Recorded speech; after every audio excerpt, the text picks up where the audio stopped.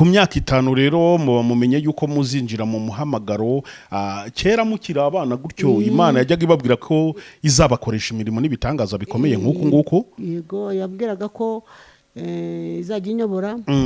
hanyuma nkayikorera ariko ntabwo nari nakamenya icyo nkora. Sinakubwira ko nasabye Yesu ngo niunkiriza umugabo kankiriza abana ukankiriza umuryango nzajya nkuhamiriza bose. Ubwo mu rugo twari 5. Bose bakize si. Njyewe n'umugabo n'abana 3.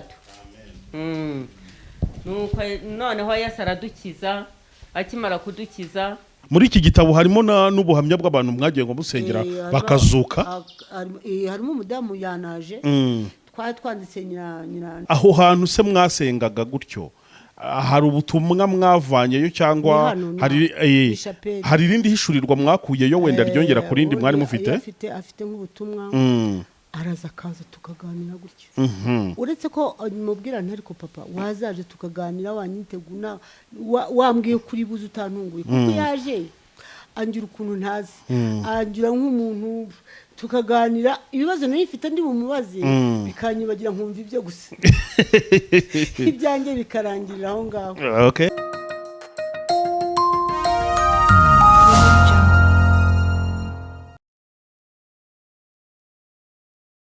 Nshuti bakunzi ba Yobokamana TV turabasuhuje mu izina rya Yesu Kristo. Ni kwa kundi mumenyereye ko tugira gutya tukabakorera inkuru zigiye zitandukanye aho yabarizo kuri tere ndetse n'ahandi. Ni muri ubwo buryo rero kuri uyu munsi twahagurutse mu mujyi wa Kigali maze twerekeza mu karere ka Gicumbi. Na hano hari amateka akomeye, na ahantu twumvishe amakuru akomeye.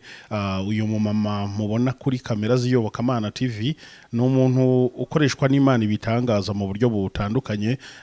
Ni umuntu ufite chapelle yise ngo ni ibendera rya Yesu cyangwa rya Yezu, Yelusaremu nshya. Byose turi buze kubimenya. Nicyo kiganiro tugiye gukorana. Reka dutangire tumusuhuza tumuhereze ikaze kuyobokamana TV. Mwiriwe neza mama kandi muraho murakomeye? Amakuru wawo tubaha ikaze kuyobokamana TV. Muratangirana no kwibwira abantu badukurikiye kugira bamenye ngo tugiye kubana nande muri kino kiganiro. Nitwa Mukandekezi Pauline Riziki. Nk'abantu umukecuru ukunda Imana kandi wahawe impano yo kuyikorera. Nkaba ndimo ndagerageza kuyikorera. Ubwo rero nsoza hari navuga ngo mu mpano nahawe ndakora ibishoboka byose nubwo turabanyantege ariko ndagerageza gahoro gahoro. Okay. Muvuga ku mpano mwahawe wenda nizihe mbese muri bantu ki muri make kugira ngo abantu basobanukirwe ngo ndavuga mufite izihe mpano Imana yabahaye, izihe mpano mu buryo butandukanye, uburyo mugenda mukorera Imana, mbese mwatwibwira neza mu bijyanye n'umuhamagaro wo gukorera Imana. Mfite imyaka 3 y'amavuko. Mbwirwa ko ariko akajya asa naho Yesu ankinisha, akajya njyana nko mu tuti tw'imishubi nkarya, akamfasha kudutonora akangabirira. Nyuma yambwira ko ubwo urimo kugenda nkura muri 5 nibwo nahawe ubutumwa ko nzamukorera mfite imyaka 5. Mu myaka 5. Ubwo rero nakuze mfite isezerano. Hagati aho ngaho mfite n'umwana nawe yabonekeye afite 3 bisa naho byabaye aho Imana yashatse ko nawe Imana inyereka ko ikoresha n'uwishaka wese ndetse ko yatashye afite imyaka 22. Ubwo rero natangiye impano yanjye ntangira gukora bigaragara bitari kwa kundi nabwiraga papa arukuntu namubwiraga ngo nawe ufite nk'utubazo ko nabaye umwana w'imfubyi. Hanyuma nagira nk'ibibazo Yesu akambwira ati ntukajye ubivuga ujye ubiceceka. Ubwo rero nkabibwira papa akambwira ati nawe ujye ubiceceka tukicecekera. Ubwo rero hagati hatangira kujya bisa naho bintera ibibazo. Papa mpisaha muzabibona mu gitabo, isaha nayibona nkabonamo Yesu na Bikira Mariya. Birangira rero ambwira ati ugurakomeye nushaka kumva ufite ikibazo ujye urebaho nzajya mbona papa mbone na Yesu. Ubwo rero birangira aho maje gukora mbanza ubuhanuzi. Nkajya mpanura nkahanura ibintu nkabwira papa akambwira ngo njye mbiceceka. nkabiceceka ariko byaba ngombwa nkabivuga nkomeza ubwo buhanuzi bigeze muri 1992 ntangira kujya anyigisha ko ngomba kuririmbira Imana biba itegeko famille yanjye yose tugira korali mukirizaho tugeze hose korali bakayicishaho birangira rero ntampaye impano y'ubuganga ubuganga kuvura abantu gusengera abantu barwaye ntabwo mvura buri buganga ni Yesu muganga ngenda senga Yesu agakiza abashaka okay ngira ngo ni ibintu byumvikana none se ubundi mu bisanzwe mubaririrwa mu yirihe itorero wenda mwaya madini navutse mu itorero ry'aba Protestant Anglikani hanyuma basa naho kwa kundi ufite abana benshi ukaba umwana uzi kuvuga n'utazi kuvuga ushobora kuba byarabaye nk'ibya Yosefu niko nabibona ubwo rero ntibyampiriye nkorera hanze ubwo nkorera ubu niko kushyiraha Yesu ambwira nkorera ariko byageze hagati mu matorero bati kucyakorera mu rugo ubwo n'umupfumu n'ibikinira ndatuza Yesu arambwira ati bise ndabikwereka aha rero ntubatse muri corona hari urutoki arukura ati noneho uva mu rugo ufate ahantu chapelle iri hanze buri wese agusanga yisanzure okay ngira ngo ni ibintu byumvikana cyane ku myaka 5 rero mumenye yuko muzinjira mu muhamagaro kera mukira abana gutyo Imana yajyaga ibabwira ko izabakoresha imirimo n'ibitangaza bikomeye nk'uko yego yabwiraga ko izajya inyobora hanyuma nkayikorera ariko ntabwo nari nakamenya icyo nkora uretse ko yabimbwiye mu gifaransa amakaririmba arambwira ati ntuzakaririmbe cyangwa ugire uzakabaza umwana wawe w'imfura cyangwa undi mwana n'umugabo ntuzamubaze iyo ndirimbo mu gifaransa mbajije abana bambwira ngo nzayikorera iyo ndirimbo mu gifaransa ubwo birangira gutyo rero umenya ko umuhamagaro watangiye aha ngaha muri kano gace turi hitwa ngo iki ni mu karere ka Gicumbi ni muri murenge w'ubwo ni murenge wa Rukomo yes mu kagari Kakeye mudugudu Kanombe umudugudu wa Kanombe ariko noneho hano aho turi kuri iyi chapelle cyangwa hano mu rugo iwawe hitwa ngo ni kwibendera rya Yesu Yelusalemu nshya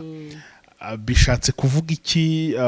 mwabihise gutya bigenze gute muraduha ku mateka y'iri zina naha hantu ngira ngo bariya bari ku ruhande babe banshakira icyo gitabo numvise mukomeza kuvugaho bakinyegereza nacyo ndibuze kukikubazaho gatoya iri zina rero amateka yo kuhita ibendera nta kibazo barabishaka twe turakomeza tuganire twari turi kubaza rero amateka ya hano ibendera rya Yesu cyangwa rya Yesu Yelusalemu nshya iri zina ryaturutse he byagenze gute ngo hano hantu muhite gutya kubera iki bishatse kuvuga iki ku bari kureba iki kiganiro kuyobokamana TV bivuga ko Yesu yatubajije ati mushake ukuntu aha hantu wahitiye zina Pauli ndavuga ndahubuka ugiye tugiye twitondera guhubuka ndavuga ngo ngiye mpise mu bitangaza ngo niko wasubije Yesu niko namushibije aravuga oya ibitangaza ninjye nyirabyo Yesu ndiwe ibitangaza niba ari ibitangaza ntari ntacyo bashobora gukora ubwo arambwa ntese ko binaniye ngaho giti arambwa ati ntuzongere kwita ubaye kabiri utazongera kwita utabanje kungisha inama ndamugangaho noneho mbabarira umbwira izina nahita arambwa ngo uzahite Yelusalemu nshya ibendera rya Yesu Yelusalemu nshya niryo zina yari haye okay ubwo no kuvuga ngo iri zina ibendera rya Yesu Yelusalemu nshya ni Yesu ubwe wari kwihereye warimbwiye ati wahubutse ibitangaza ninjye nyirabyo ntabwo rero ahanga hari igitangaza kuko ni igihome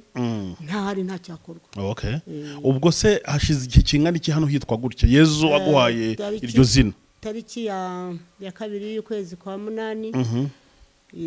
muri 90 kangahe na gatandebera ko ari na gatandatu yanditse okay ubwo nibwo twagiranye icyo kiganiro nibwo nibuye rya mbere ryashyizweho aha ngaha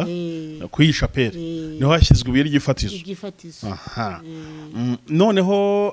kuba hitwa ku ibendera rya Yesu cyangwa rya Yesu bifitanye isano na ririya bendera tubona nyine riri hano kuri iyi chapelle ubwo ni ibyayo byose n'iyi shusho niyo wambwiye ati ndashaka ibendera biri muri Yesaya 49 umurongo niba ari 24 cyangwa na 5 sinibuka neza ubwo naho birimo mu gitabo birimo ubwo yambwiye ati iryo bendera rizahaza nta handi rizajya none se ibendera hari ukuntu bagira gutya bakarimanura nyine bakongera bakarizamura basa n'abarisingiza cyangwa na kuzamura ibendera nyine hari igihe mujya murizamura wenda nyine yabaye hari igikorwa gishobora kuba wenda kigatumira ibendera rya Yezu muri manura mukarizamura cyangwa rihora hejuru igihe cyose kuko hari n'undi muntu w'umusirikare ambaye ati kuki ibendera gitamanuka ufite imbaraga wakagira imana sinkubuza ngaho gerageza ati waranze kubikora ningi bishoye mati twite ibyawe na Yezu nakazi ari igendera kuvuga ngo yashyigikiwe kuko ari na leta ntabwo bigeze bangenda ngo namaje se bini bambaza kushyira ibendera rya Yezu hano mu rugo bazambaza n'irya leta n'irya ati ibyo birakureba uzareke bambaze birangira Yezu niko yakubwiraga ngo uzareke banyibarize uzatinyuka kumbaza nzamubwira umuntu uri kureba kino kiganiro arimo aravuga ati uyu mukecuru se ko yakunze kuvuga uko Yezu bavugana arambwira Yezu samuvugana gute mukecuru yantangiye mfite imyaka 3 ngira muri 5 ibyambwiye ndabibona kandi ngenda biboneka uretse ko na papa yavugaga ati cyane imana nkasaza mbonye iherezo ryawe ariko ntabwo yaribonye ubwo Yezu yantangiye urumva niba natangiye mfite 3 anshakira udutunutunu cyangwa ashakira mu giti cyabaga yari igiti cyo naho zibyanditse muri kitabo cy'imishuri antonorira yanganirizaga nyegereza kuko n'ikibazo nagigeraga yasanka mubonamo Yesu namubona ari n'igihe mukadata yankubise ifunzo mu mutwe ngerageza kurakara yazabona ko mbabaye cyane kandi nari mbabaye atega amaboko hagati yanjye na mukadata nuko nkabona Yesu arabyina ndembuza mugwamo umureba ndeba ari Yesu ariko kumbi ntabwo yari yari umugore wa papa noneho ngo nanga iryari umwana w'imyaka 10 ngana gutyo kuba iryarya ndamukubise mubabaza ariko none arimo uransekera nkongera nkamusekera ndangije ndabaza buriya nibiki njyewe nihinduye muri we kugira ngo ncogoze ibibazo kandi numvise imfunguzo ko zitongeye kukubabaza ni kuvuga rero ngo ntuzongeye kubabara igihe babaye umbaza Yezu gusa uvuga iryo zina bizabirangira hari igihe se ujyanwa hari icyo bita amahishurirwa hari igihe wigeze wenda ujyana mwibushirwa cyangwa mwibonekerwa wenda ukaba warabonanye na Yesu cyangwa na Bikira Mariya nkuko tubona ishusho ndaje wenda ndabikubaza ibya Bikira Mariya umuntu ashobora ubwo ndakubaza nyine ibibazo ntekereza abantu bari bwibaze na barase uyu muntu ajyana mwibonekerwa ajya bigenda gute nyine Yesu yo muganira nkuko nabandi abanyamwuka nyine abasura abahanuzi bagahanura ati Yesu arababwira gutya cyangwa hari ukuntu wowe ugira agise zindi wenda kuba mwabonana mukaganira nyine diregite wenda umuntu yabyibaza cyane yafite nk'ubutumwa mwiri joro yarayambwiye ngo njya ahantu ibyumba mu mujyi mbona ahantu hari ibintu by'ibyanda by'ibintu bimeze nabi kandi mbona ari abasirimu biri inyuma y'amagazi arimo ngo bikuremo rwose kucyunyeretse ibi bintu arambwira ngo uyu munsi urabazwa byinshi ngo ugerageze ubikuremo nabikuyemo banyirugo barankubita ariko nibaye nkoza y'inkoni ndiruka bivuga ngo natsinze bivuga rero ngo niba hari ikibazo gihararaza niba hari ikindi kintu kindi imbere arakimbwira n'abana bateze amatwi bategereje icyo ndi bubabwire ikimana yambwiye ubwo rero hari nubwo ahubwo noneho kuntu yagiye ankuza hari ikibazo nigeze guhura n'icyo kiri ku mwana uriya mudamu nyanga arakizi nasenze ukwezi kuva hano kugira ngo njye ibyumba ni ukuvuga ngo bampaye imodoka aba nibo bantereye bashyira mu modoka ubwo rero ngenda ndangije ukwezi ntarya gihita gisubizwa kandi kitagomba gusubizwa ubwo no kuvuga ngo arabanza akanyiganirira akaza ukwezi mutarya kubera kugira ngo icyo kibazo kiveho cyagikomeye mwari muri gusenga narasengaga namubwiye ni mbuni ati Paul ati wiriza imisi ngahe ndamwangiye niriza imisi 2 3 iwe n'icyumweru ati none ko ngiye kongera kukujyana kongeraho ikindi gihe nise papa niki ati wese ngiye gukora ikintu kigiye kuba mu family yawe utarangiza ukwezi uzabutabona imbaraga kuko ntabwo nabishobora ngo ko namaze imisi 40 n'amajoro 40 uri imana ngo noneho nanjye ngushyizemo ubwo butwari genda ubikore umara ukwezi uri mu masi ntarya dore basanze ibyumweru 4 ndyama kwisima nta nakenda kariho ubwo nahise nsubizwa mu bintu bibiri byabiremeye. Ubwo rero nukuvuga ngo urumva ko yampaye izindi mbaraga. ubwo no kuvuga ngo wakoze amasengesho yo kwiyiriza yo kutarya igihe cy'ukwezi no kurya mbese byose, kandi mu gitondo nkabyuka nkagenda nkategurira umugabo nk'ifunguro nkamuzanira kanimbireba simbiryo, ariko ubweze bambwa ati niko kugukomeza, ataho niho mukomeje ifuruka, ati ibibazo byinshi mubizanishwa nuko mutegera Imana cyane. Ubwo muri icyo gihe cy'ukwezi mwamaze muri gusenga amasengesho yo kutarya yo kutanywa, hari nko mu wuhe mwaka ubwo hashize nk'igihe kingana iki ibyo bibaye? Hashize nk'umwaka mu mwaka wa 2018. Okay. Aho hantu se mwasengaga gutyo, hari ubutumwa mwavanyeyo cyangwa hari irindi hishurirwa mwakuyeyo wenda ryongera ku rindi mwari mufite? Afite nk'ubutumwa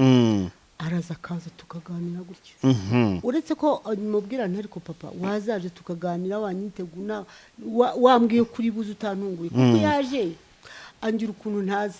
angira nk'umuntu tukaganira ibibazo nifite ndi bumubaze bikanyibagira nkumva ibyo gusa ibyanjye bikarangirira aho ngaho. Okay. Ku ibendera rya Yesu rero cyangwa rya Yesu Yelusalemu nshya, muhakorera iki? Mukora mute nyine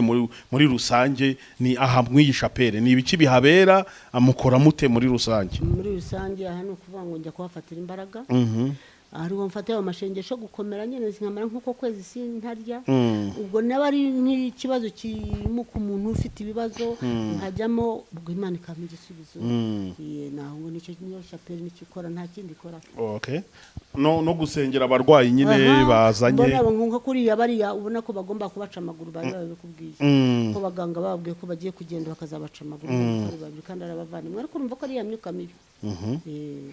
Ni izihe ndwara zikomeye zagiye wagiye usengera uri hano ku ibendera rya Yesu zikabasha gukira? Imyuka mibi cyane niyo naho hamwe imbaraga, kubera ko abantu benshi burya ibibazo ubona bagira, ukubona rubaka inzu ntiyuzure, yagura imodoka ikaba yagonze, yajya gukora umushinga ukanga, akeshi n'amadayimoni. Izo mbaraga rero kuko nzamagana mu izina rya Yesu bikagenda. Hari icyo twumvaga ubwo mwasengaga bita ngo ni ugutindura cyangwa gusenya intambiro za Satani. Ni iki bigenda gute ibyo ngibyo? Ibyo ntuma mfite abana banga nk'icumi, natoje ndabasengera mbanza gushyira amazina yabo, Imana igenda inyemerera uyanga n'undi akemerwa. Ubwo rero ndabohereza nkabahugura nkabasabira imbaraga, bagira no bagasaba tugasaba akaba banyirugo tukabasengera, ubwo tukaba tubona urufunguzo bakajya mu nzu nkajya mbarangiraho ibintu biri aba gucukurwa ntimabwira nyirugo acukura aho hantu harimo ikibazo bagakuramo nk'amahembe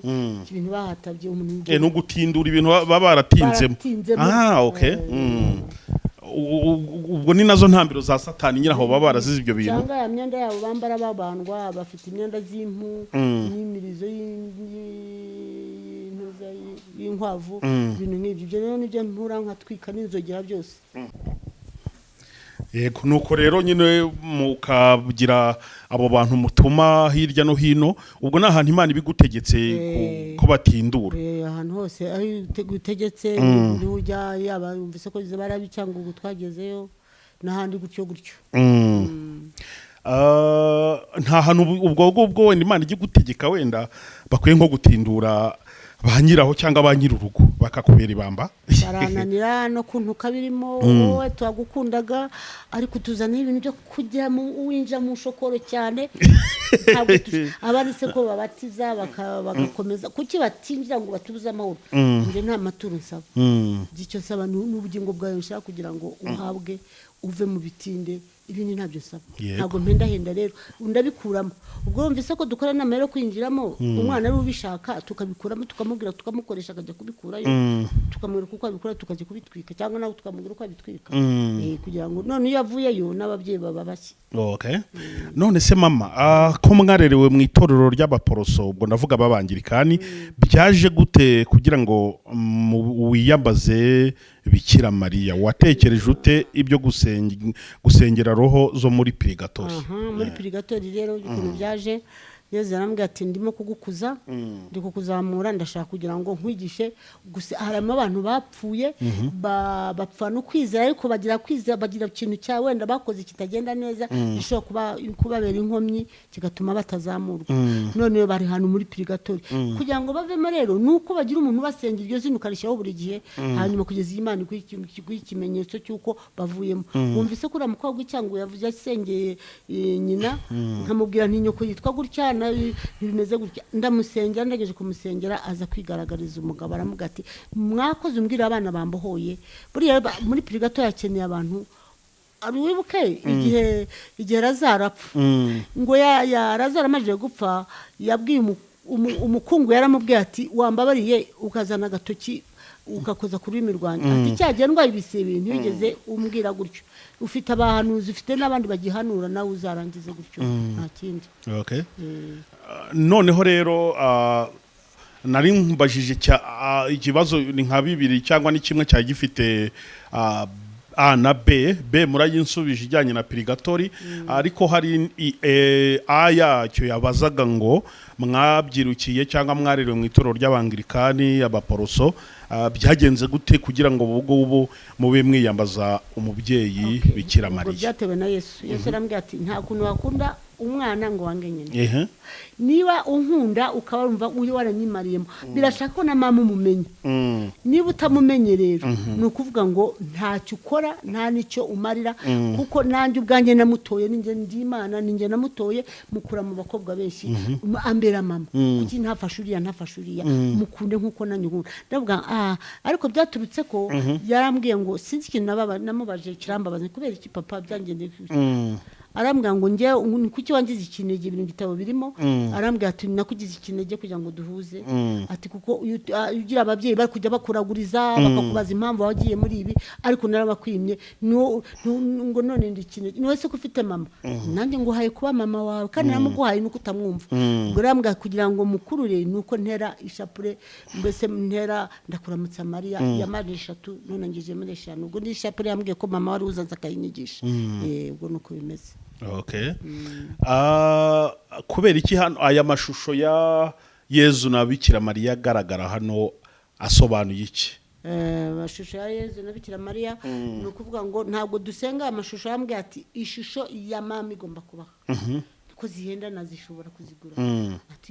ati ntabwo bangura uzambonera ubuntu abwiye Bikira Mariya yaje aha Yezu zaha ubwo birangira mutunze mu rugo mbese numva ko yambwiye ati dore mama ndamuguhaye nanjye ndi hari nase none tuze dusenga amashusho yamujye musenge arana amashusho ni mfashe nyigisho kumva ko mama agomba cyubahiro hari abantu bashobora kubireba gutya bakavuga bati hano hantu basenga ibishushanyo izo ntambara ntabwo ugihura nazo wenda cyane nyinshi cyane banga bati wavuye mu itorero ryawe utazi gusenga ibyo utazi kuvuga ishapure none wowe wihaye ibintu ntabwo nabyihaye narategetswe Imana rero gutegetse ukuri kwibishaka kandi nabonye nta kibazo ntabwo dusenga amashusho dusenga Yezu nabikira mani tumusenga ishusho ye turamwiyambaza agurira akagufasha kuko burya uwaki buva mu mbere mama none si cyagiye batahuka ntiyababwiye ati ibyo mushaka byose mubikore none se divine zabonetse baravuga ngo iyo Imana ishaka gukoresha umuntu ibintu bikomeye ibanza kumunyuza mu bikomeye ikamukomeza kugira ngo azabone uko akomeza abandi none madamu Paulina ukomeza abandi usengera abandi bagakira yanyuze mu biki ni muntu ki nizihe ngorane nizihe ntambara yagiye aterwa n'uyu muhamagaro wo gukorera Imana mw'ubu buryo nafite umwana wa mbere w'imfura noneho umugabo wanjye arambwira ati ndashaka umujyana mu muryango mama ari kumbaza data wacu na mama wacu ari kumbaza ko bashaka umwana ko haruhukira nubwo Imana ikumbuza ko bajya kuruhukira ujye ubajyana tugendane muri konje bagarure ubye noneho cyangwa se tugende dutembere aranga aramutwara ariko kumutwara bashyize bamushyira ku gitinde kugira ngo bambone nje gukora shitani noneho ngewe umwana aba yaje avuye bamujyanye muri abapfumu azanye imyenda mpita mvuga ni patro ubona ibyo ukoze azanye imyenda kwa shitani dore ivanye mu bantu b'abapfumu je sinyemeye nayo yitwikiye kwirembo barumirwa bose baravuga ati uriya muntu koko yatowe n'Imana ubwo rero kubera umwana wanjye bamushyize mu gitinda amara imyaka 10 atiguza bisanga mu gitabo nabwiye Imana ngo Mana ukijije umwana wanjye nagukorera ariko sinanzi icyo nzakora icyo cyo Yesu arambwira ati niki cyo iyo nkomnya gato ndananiwe arambwira ngo wibuka ko wavuze ko uzankorera none se umwana wawe mukure kwisi ntoya reka nongere nkore nuko na uwo muhamagaro w'umwana watumye ngira imbaraga zo gukorera Yesu ubu se nta bantu bakwita wenda umupfumu umuntu ukorana n'imyuka mibi ubihagararamo gute wenda umaze no kwisaza nabibwiye papa nabwiye Yesu ndananiwe bantu ko wumva iyo uvuga ngo ndumurangi nari umudamu w'icyo bajya bakwita n'umurangi ngo gafite icyo kambara mu ijosi n'umugore bari bize kubintuka rwose byumva ndi mu ngi butare njya kureba umwana muri university aho yararwariye mu bitaro by'university ariko yigaga ngeze mu nzira baramamaga ngo umuntu ngo niba kubise inzoka akayica ngo none muhoro awutemesha igisheke none yabyimbye amaso ati yarenda gupfa byabe n'amaso yabaye imituku none yafunze ndabona ntegetse mu izina rya Yesu ndi mu modoka twajyaga butare nyirizina njya kumurwaza ndategeka havaho umuhungu arambaza ngo nawe se ngo ugize Paulina w'ibyumba kandi sinarimuze arafite akaguru kari karemaye karafashe ku mugongo ndavuga ngo nawe ngo ugize Paulina ni okay Paulina ameze ati Paulina ni umukecuru w'inzobe Paulina abandi bati ni umugore muto abandi bati ni mugufi abandi bati ntabwo yambara imyenda nk'abandi yambara ukanzu rwo hasi afite icyabya n'ijya tera igiti bambara byo bakecuru bafungiye imbere ntiyemere kwambara inkweto kubera amagini ye nibyo ngibyo ndamureba ariko ubwo muramuzi umwe ati ndamuzi ati urako ndumva Paulina numwe muravuga ko rumwe muri gicumbi aba batanu gute ati rwose nge ndamuzi ati cyo ngo nge namuturitse okay no barongera bampamagara telefone irongera irasona umwe aravuga ati nyamara Paulina n'uyu iyi nomero ko tuyihamagara ikaba ari sona kandi ntayitabe kandi gakomeza kiyazima ikazima ati n'uyu none wa wundi wantutse navuga nti wowe wantutse utaramenya iyo waruzi tukabishuti mfata zambagoze ndazikubita imodoka ndabona ndategetse mu izina ry'Yesu ntihagarare hari irahagarara mfata zambago nzijugunye imbere ndavuga ngo haguruka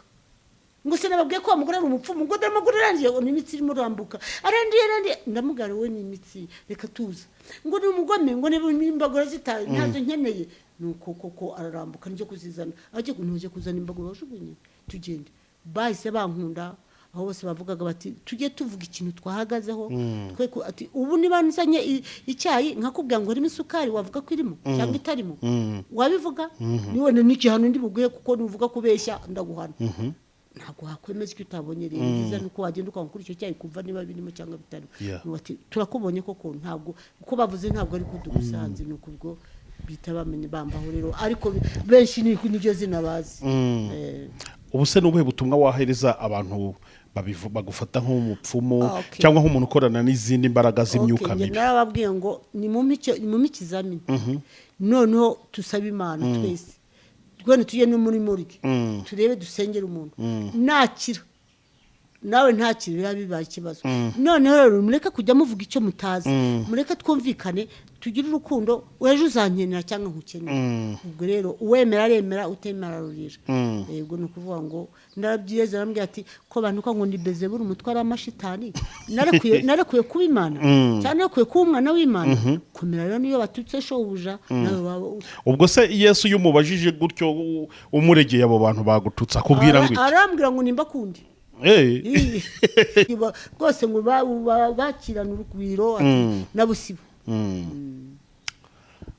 ariko ubona ari ukubera iki abantu bakoreshwa ibitangaza na Yesu cyangwa na Yesu yaravuze ngo nitumwizera tuzakora nk'ibyo yakoraga ndetse tubirenze ariko abantu bafite impano zo gusengera abarwayi barwaye indwara zananiranye bagakira no mu bundi buryo butandukanye kuki abantu bakunda kubitwerera imyuka mibi kurusha kwizera ko ari Yesu ubikora nyine ni kwa kwizera kwabo gukeya bafata Imana nk'umuntu kandi bakumva ko ibitangaza biba kwa shitani nje biranambabaza umuntu uzi Imana uzi kumenya ko Imana iriho yangiza nguriya muntu akoshwa n'imyuka mibi eske ko nibo uzi kuwa utanga we n'inyigisho mu itorero kuki utasenga guhamagara bagenzi bawe basenge buriya katolike Imana imbabare ndayemera bagerageje kunteranya nabo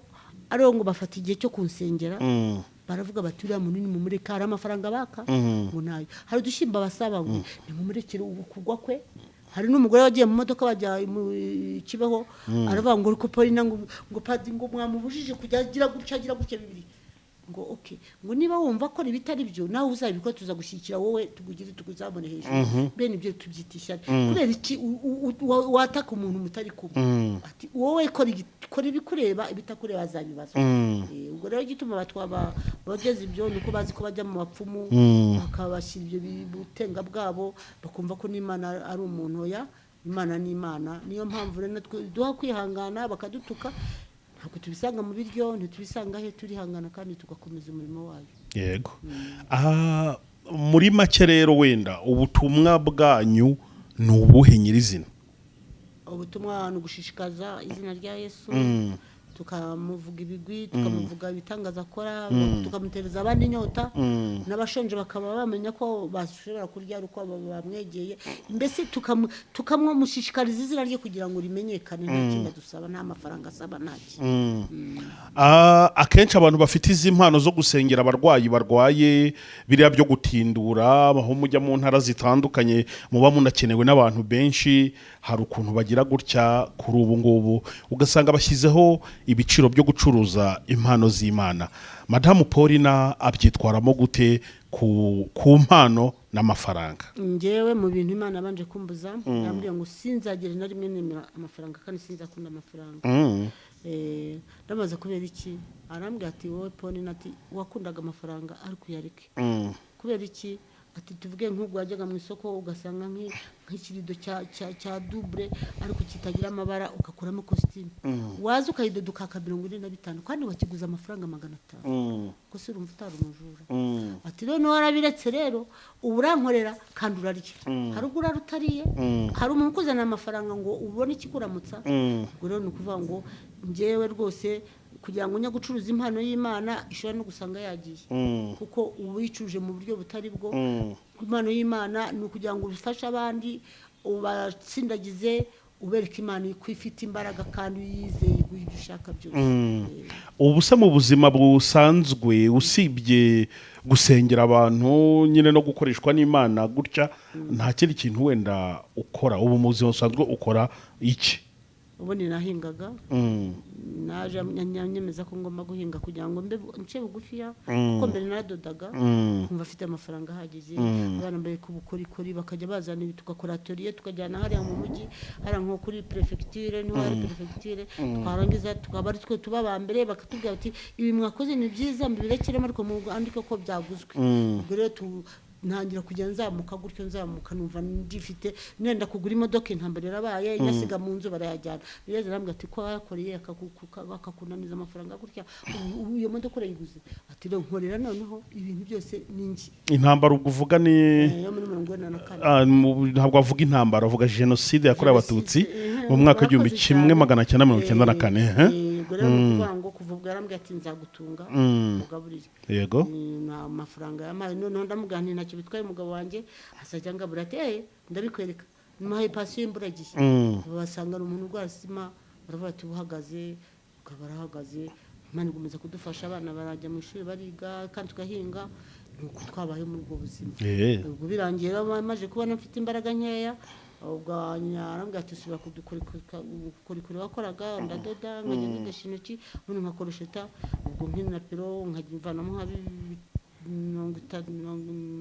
20 gutyo ubwo kugisuka ubwo masa naho nsezerewe kugira ngo noneho n'abansanga ngerageze nk'ubu tuvuge umuganda tokora kwa mbere kwa kabiri kwa gatatu kwa kane kwa gatanu kugira ngo tugabanye abantu kwa gatandatu baza ari baki kuko tubaretse bakaza ntabwo twabona aho tubashyira ubwo rero nemera gukora buri munsi baza nk'abasengera bagataha ngira ngo mu gihe cy'umuganda baba barashubijwe yes bakunzi b'iyobokamana TV ngira ngo no mubyeyi afite inkuru ikomeye kandi iryoshye pe akoreshwa n'Imana ibitangaza bikomeye nk'uko twagiye tubibona mu buhamya twagiye duhabwa n'abantu batandukanye ndetse no kuba twari duhari ababutangaga twumva abakize sida, abakize kanseri, abakize indwara zitandukanye. Mu by'ukuri ni umuntu Imana ikoresha iby'ubutwari, kandi mama nutagwisari ntabwo uzabura kubona umusaruro w'uyu muhamagaro w'Imana ukora. Kugwisari wo nibyo bitutsi byonyine bituma ntagwisari, kandi niko gukomera ngo nibyo bikomeza imfuruka, nibyo bikomeza imfuruka.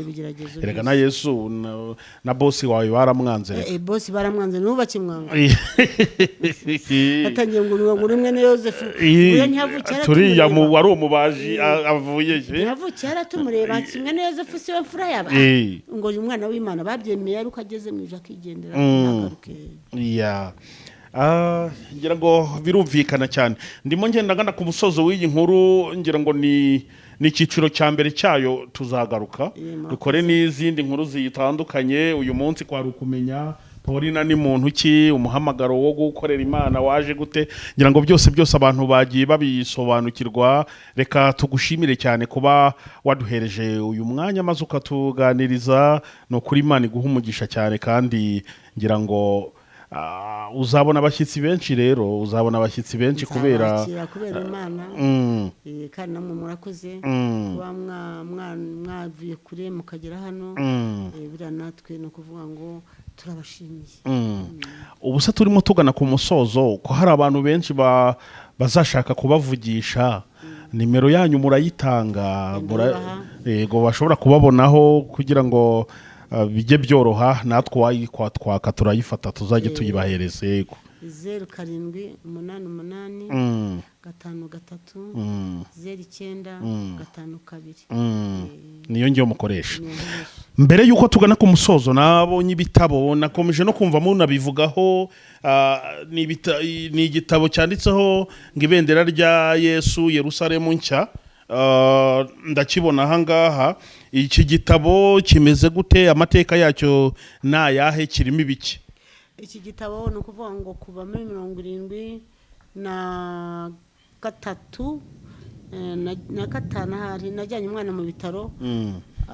Habika igitangaza cyuko umwana yari yapfuye nyuma arazuka, ariko kubera ko akwizera guke nabwiraga Imana ngo Mana nibura apfa batijwe. Ubwo rero Yesu yambwiye ati bene nk'ibyo by'igitangaza kibaye ushake jenda ntabwo nayibuze, ntabwo nayishatse kure. Umugabo sinzi uko bayimuhaye muri Kobute, arayizana ajya abana batatu, papa ninjye uri mu wa 6 ndetse ni mu wa 5 y'imbi. Arareba ngo ndayihera umukecuru wanjye, arambwira ati ndi mutegetse ko ayigwa none nshanze gushyiramo amadeni. Arambwira ngo ntabwo ari amadeni ni yawe. Ubwo byageze nka saa 4 za nijoro arampamagara, arambwira ngo nimbyuke senge. Ndabyuka ndasenga, nari ndyamye n'umutware. None ndangije gusenga, arambwira ati rero ngiye kukubwira ibyo nkubwira byose ujye ubyandika. Nangiye kwandika ati yebawe ese nukomeze umuntu warangije familiare complémentaire ati ukaba utazi kwandika itariki ukwezi umwaka ko hari igihe bizakenerwa utarabyanditse kare. Byandika ikintu cyose nkubwiye ujye cyandika itariki n'umwaka n'ukwezi. Ntangiye kujya nshyira muri jenda zirahari hano n'amajenda 3 ya yuzuye no mu butumwa ngo bwavuyemo iki gitabo. Nibwo bwavuyemo iki gitabo. Okay. Ngira ngo birumvikana cyane. Uwagishaka yakibona gute? Aka kadipuriya nagasobanura amateka yanyu, amateka yuko bakora ibyo bidayimoni mu mago, ko bitwara n'ibiki. Okay. Muri iki gitabo harimo n'ubuhamya bw'abantu mwagiye ngo musengera bakazuka. Harimo umudamu yanaje twanditse nyina bari. Twarimo tubaza rero iki gitabo abantu bakibona gute? Ese nacyo ni ubuntu bimeze gute ibyacyo? Igitabo ntabwo ari ubuntu bitewe nuko ababikoze. Iki gitabo ntabwo ari ubuntu, kuko ubona ko nawe urabibona ko kirahenze cyane. Kuvuga ngo barakigura kubera impapuro n'ababyandika n'ubwanjye nanjye ubwo no kuvuga ngo ndagura, ariko kiri ku mafaranga 3,000. Ukishaka araza akagifata hano cyangwa gatuma undi muntu akakuzana. None bigirishwa ko nabaje Yesu nti ese nabijyane he kugira ngo bijye ku isoko? Arambwira ngo ya igitabo cyawe kigomba kuba ahangaha bahaze bakagifata cyangwa umuntu nkuba kintu abantu bakintumye sinakibaha sinabibuza nkabifu wakibaha ariko hari ukuntu basa na kera ngo bajyaga batwika za bibiri